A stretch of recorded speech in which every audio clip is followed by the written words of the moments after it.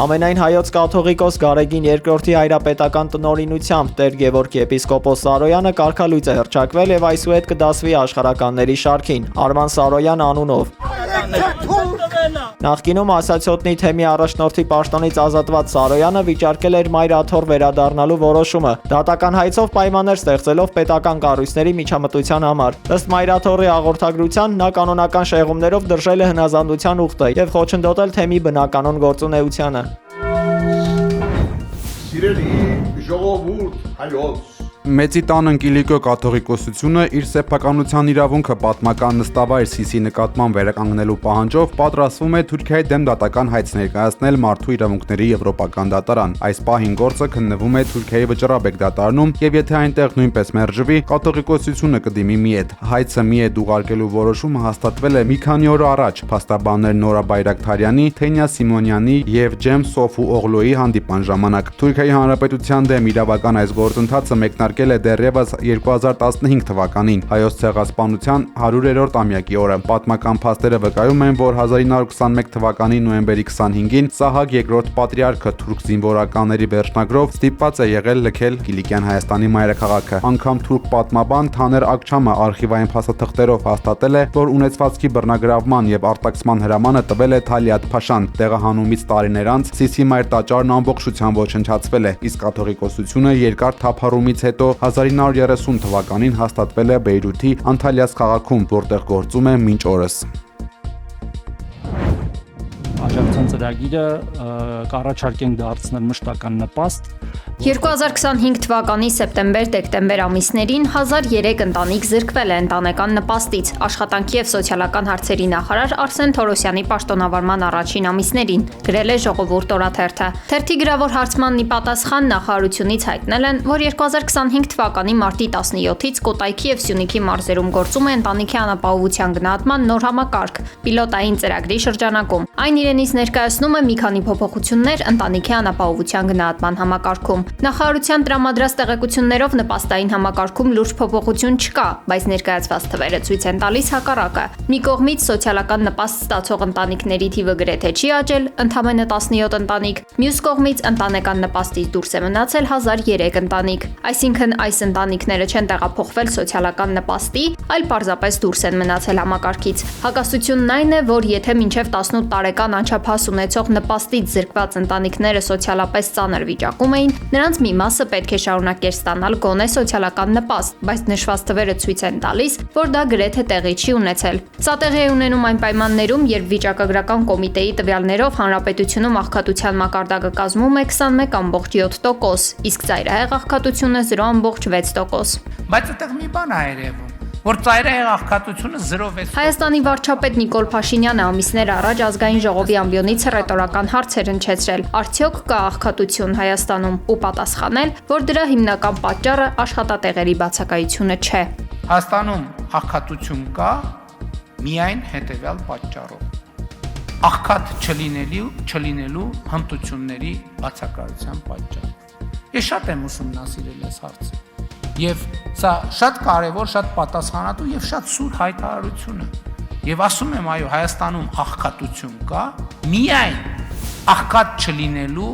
հմտության բացակայության կամ սակավ լինելու պատճառով այն մարդկանց շրջանում, ովքեր աղքատ են, աղքատության մեջ են գտնվում։ Փետրվարի 1-ից EasyPay-ի, Telcel-ի եւ Իդրամի տերմինալներով եւ էլեկտրոնային դրամապանակների միջոցով հնարավոր չի լինի վճարել Viva Armenia-ի եւ Team Telecom-ի հաշիվները։ Գործարքները հնարավոր կլինի իրականացնել միայն օպերատորների բջջային հավելվածում, բանկերում, HiPost-ի բաժանմունքներում եւ MobiDram, UPay եւ TeamPay հավելվածների եւ տերմինալների միջոցով։ Team Telecom-ը հասանելի չի լինի նաեւ Fast Shift-ի վճարային տերմինալում եւ հավելվածում։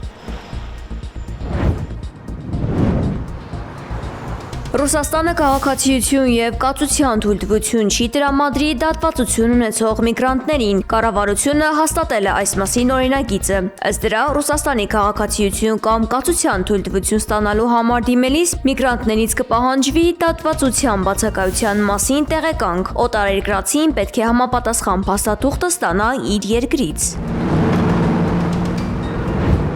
Իրանում Իտալիայի դեսպան Պաուլո Ամադեյը կանչվել է Իրանի արտգործնախարարություն։ Իտալիայի արտաքին գերատեսչության ղեկավար Անտոնիո Տայանիի Իսլամական հեղափոխության պահապանների կորպուսը ահաբեկչական կառույցների ցանկում ներառելու նախաձեռնությանն ի պատասխան։ Պաշտոնական Թեհրանը խստորեն դատապարտել է Հռոմի, ինչպես իրենք են նշել, անպատասխանատու դիրքորոշումը, շեշտելով, որ Իսլամական հեղափոխության պահապանների կորպուսը երկրի պաշտոնական զինված ուժերի անբաժանելի մասն է եւ նախազգուշացրել նման քայլերի հնարավոր բացասական հետևանքների մասին։ Իտալիայի արտգործնախարարն ավելի վաղ հայտարարել էր, որ Եվրամիության առաջիկա նիստում կառաջարկի Իսլամական հեղափոխության պահապանների կորպուսը ճանաչել ահաբեկչական կազմակերպություն եւ կիրառել անհատական պատժամիջոցներ, որպես արձագանք Իրանում բողոքի ակցիաների ընթացքում քաղաքացիական անձանց շրջանում արձանագրված զոհերին։ Իսրայելի արտգործնախարար Գիդեոն Սարի Բաքու կատարած այցի արդյունքում կողմերը պայմանավորվել են ավելի խորացնել ռազմավարական գործակցությունը պաշտպանական, էներգետիկ եւ բարձր տեխնոլոգիաների ոլորտում, ինչը լուրջ մարտահրավեր է դիտարկվում Իրանի եւ Թուրքիայի համար։ Այս գործընթացները համադրվում են Բաքվում ամերիկյան զինուժի եւ սպառազինության հնարավոր տեղակայման մասին տեղեկություններով, ինչը կարող է նպաստել Իրանի շուրջ ռազմական ճնշման օղակի ձևավորմանը, տարածաշրջանի արաբական երկրների ներգրավմամբ։ Մասնագետները փաստում են, որ երկկողմ հարաբերությունների նման արագ խորացումը հղի է ռիսկերով։ Այս ամենն Ադրբեջանին ավելի սերտորեն է կապում Իսրայելի եւ Միացյալ Նահանգների ռազմաքաղաքական շահերի հետ, արդյունքում բարձրացնելով տարածաշրջանային լարվածությունը եւ էսկալացիայի վտանգը։ Ադրբեջանում Իրանի դեսպանատունը դատապարտել է Իսրայելի արտգործնախարար Գիդեոն Սաարի Բաքու այցի ժամանակ արված հայտարարությունները։ Դիվանագիտական առաքելությունը Իսրայելի հայտարարությունները որակել է մեջբերում միջամտողական, սադրիչ եւ լիովին կեղծ։ Այն ռեժիմը, որը հիմնադրվել է ահաբեկչության, բռնազավթման, պաղեստինյան ժողովրդի գաղութային ցեղասպանության հենքի վրա եւ որի պատմությունը լի է մարդկության դեմ կազմակերպած հանցագործություններով, չունի իրավական կամք բարոյական լեգիտիմություն խոսելու մարդու իրավունքների կամ այլ երկրների ներքին գործերի մասին, ասված է դեսպանատան հայտարարության մեջ։ Ադրբեջանցի գործընկերոջ հետ համատեղ մամուլի ասուլիսում Իսրայելի արտգործնախարարը հայտարարել էր, թե Թեհրանը դաժանորեն սպանում եւ ճնշում է ազատության համար պայքարողի ժողովրդին եւ Իրանում տեղի է ունենում անհավանական մասշտաբների կոտորած։